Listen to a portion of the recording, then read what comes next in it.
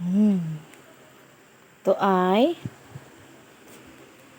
ang tawag dito ma, daing na pingka. Daing na pingka. Ganito siya pag hilaw pa niya.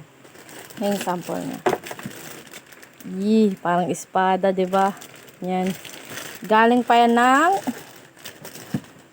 galing na Sual, Pangasinan. Oh, marami dito yan sa probinsya ng Pangasinan.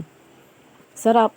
Pag naluto na siya, para maging perfect siya pala, kailangan ang technique dyan is slow fire lang siya. Tapos kahit konti lang yung yung mantika niya, or pwede din paglubog, basta low fire lang. Pag mainit na yung mantika, hinaan mo na bago mo siya ilagay kasi masusunog.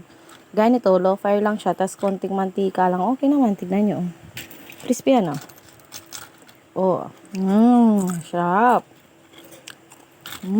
Ito gusto ko yung may ulo-ulo. Kina ni mami yan sa dalawa para hindi mahirap iluto kasi medyo mali yung kawaling may mantika. Para hindi na i-transfer. Ginupit na lang niya, di ba? So, madiskarte is the mother. Yan ang aming daing na pingka. Wow. Ang crunchy, grabe. Walang tapon. Hanggang ulo yan.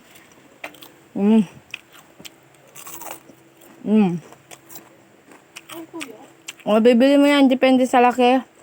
Ito, 75 pesos to isang pack. Mas malaki, mga 100 to 150 to 200 yan. Sarap. Sarap. Hindi maalat.